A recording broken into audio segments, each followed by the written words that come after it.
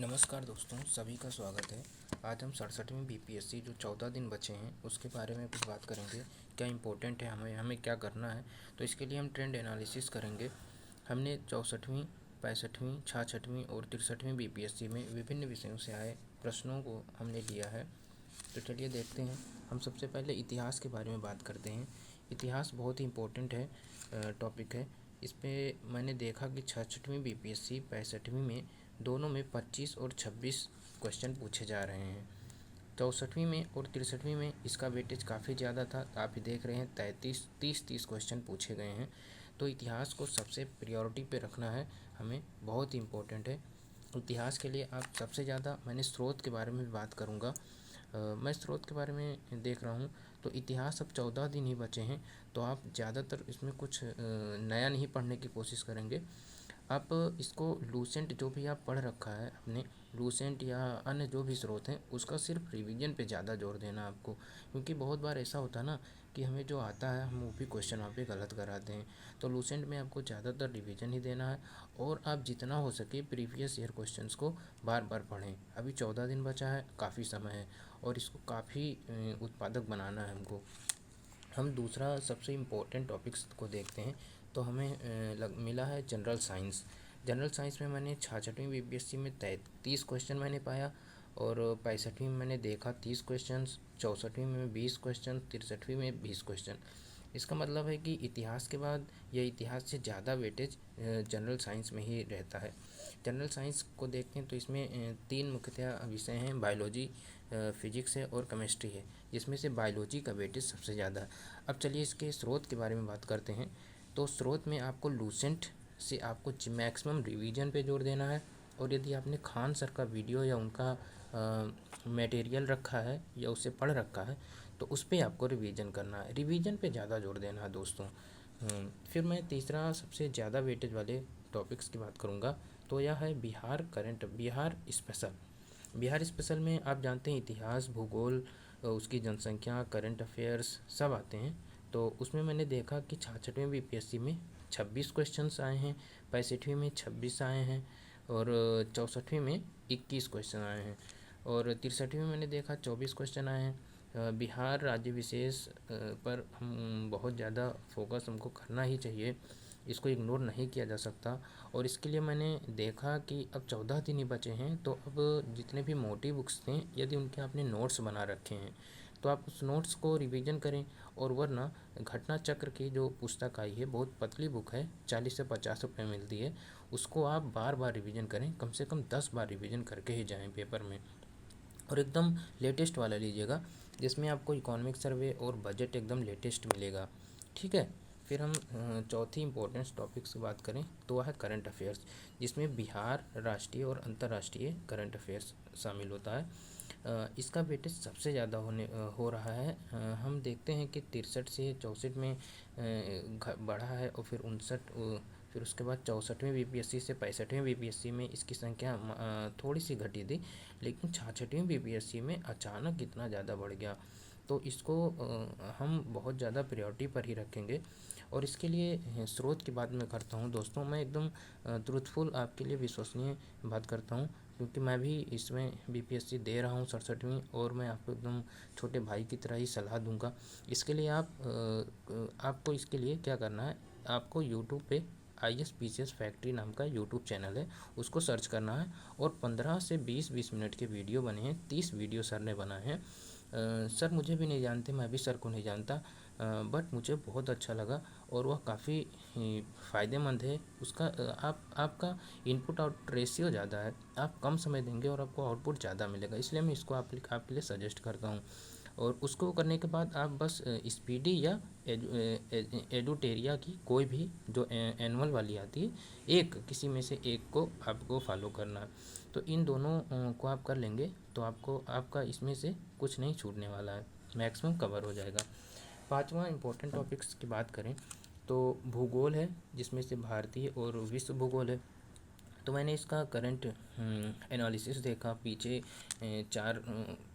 चार वर्षों के प्रश्न पत्र देखें तो उसमें मुझे 63वीं बीपीएससी में 14 क्वेश्चंस और 64वीं में 10 क्वेश्चंस और 65वीं में 13 और 66वीं में 10 क्वेश्चंस मिलें। इसके लिए आपको मैं सजेस्ट करूँगा आप लूसेंट से रिवीजन कर लीजिए और आप मैप पे ज़्यादा फोकस कीजिए। मैप में आप देखिए कि झीलें कहाँ हैं, जैसे चिल्का झील कहाँ है, वेमनार झील कहाँ है, वेमनार झील कहाँ है, सांभर झील कहाँ है। और इसके लिए आप लूसेंट को ही ज़्यादा प्रायोरिटी दीजिए। और यदि आपने खान सर के वीडियो देख रखे हैं या उनके मटेरियल रखे हैं तो उनको आप रिवीजन कीजिए, ठीक है। और सबसे ज़्यादा इम्पोर्टेंट टॉपिक्स इतने थे, मैंने बता दिया आपको। 25, 30, 26, 37 मैक्सिमम सवाल यहीं से आ रहे थे। उसके बाद भूगोल, मैथ्स और भारतीय संविधान, इन तीनों का वेटेज बीपीएससी कम देता है।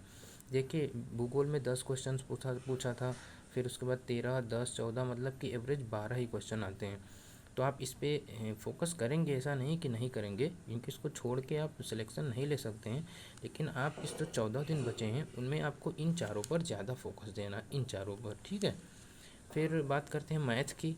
तो मैथ का आप देख ही रहे हैं कि मैथ हमेशा 10 क्वेश्चन पूछता है, तो ये आपके एकदम पक्के वाले नंबर हैं। आप इनको जिनका मैथ ज़्यादा स्ट्रांग होता है वह 10 नंबर का बहुत ज़्यादा आपको मार दे सकते हैं। तो अब मैथ पे क्या करें कि यदि आपने अभी तक कुछ नहीं पढ़ रखा है तो आप वर्क एंड टाइम और रीजनिंग का जो सीरीज़ होता है, श्रृंखला और परसेंटेज, इन तीन को आप देख कर जाइए। इससे आपको 4 या 5 क्वेश्चंस हो जाएंगे। और ज़्यादातर यदि आपका मैथ ज़्यादा वीक नहीं है तो आप करंट चक्रवृद्धि ब्याज और साधारण ब्याज को भी थोड़ा सा समझ के जाइए, ठीक है। सातवां सबसे इम्पोर्टेंट टॉपिक्स की बात करते हैं तो भारतीय संविधान और राज्य व्यवस्था है। अन्य पीसीएस और यूपीएससी की अपेक्षा बिहार पीसीएस पॉलिटी को ज़्यादा तवज्जो नहीं देता है।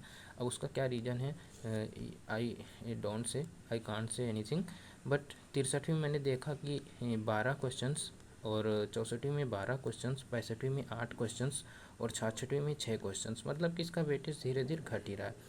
लेकिन अब इसके लिए आप क्या करें, देखिए आउटपुट तो उतना नहीं मिलेगा, इसलिए मैं इस पर बहुत ज़्यादा आपको टाइम वेस्ट करने के लिए नहीं कहूँगा। और मैं भी बस अब जो भी पढ़ रखा उसको रिवीजन ही कर रहा हूँ। तो इसके लिए आप, ऐसा नहीं है कि आप अब लक्ष्मीकांत उठा के पढ़ने लगें, उससे आपका आउटपुट उतना निकलेगा नहीं।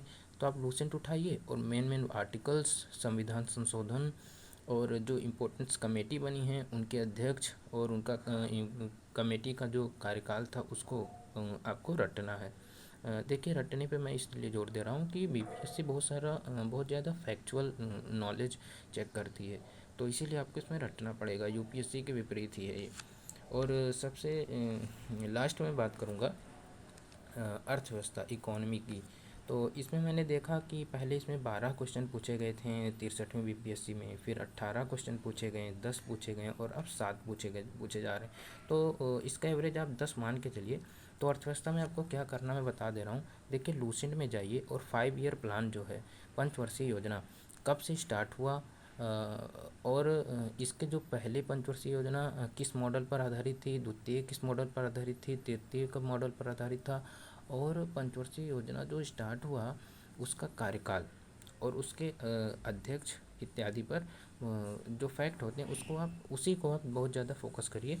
और अर्थव्यवस्था में आप अंतर्राष्ट्रीय संगठन की स्थापना कब हुई और उसका हेडक्वार्टर कहाँ है, बस ये 2 चीज़ें पर आप ज़्यादा फोकस कीजिए।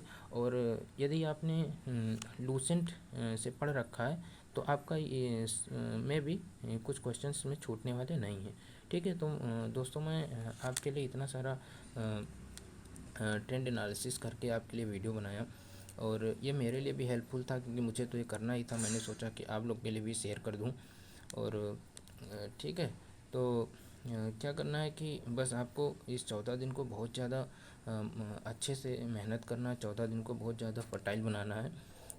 तो बस आप अपनी पढ़ाई को लगे रहिए और मैक्सिमम टेस्ट हो सके तो आप एक दिन में 2 टेस्ट लगाइए। और टेस्ट का आपको एनालिसिस करना है क्योंकि बहुत सारे क्वेश्चन होते हैं जो आपको बुक में नहीं मिलते हैं और टेस्ट में नए क्वेश्चंस के रूप में आते हैं, तो उसका आंसर आपको बढ़िया से पढ़ना है। और यदि आप भूल रहे हैं तो उसको टेस्ट का एक 5 या 6 पेज का नोट्स बना लेना है कि टेस्ट में आपने कौन कौन से नए क्वेश्चंस देखे हैं। तो टेस्ट से भी हमारी जो अधूरी पढ़ाई रहती है बुक की वो पूरी होती है, तो इसीलिए टेस्ट का इम्पोर्टेंट ज़्यादा रहता है। All the best for your futures, stay tuned. जय हिंद, जय भारत।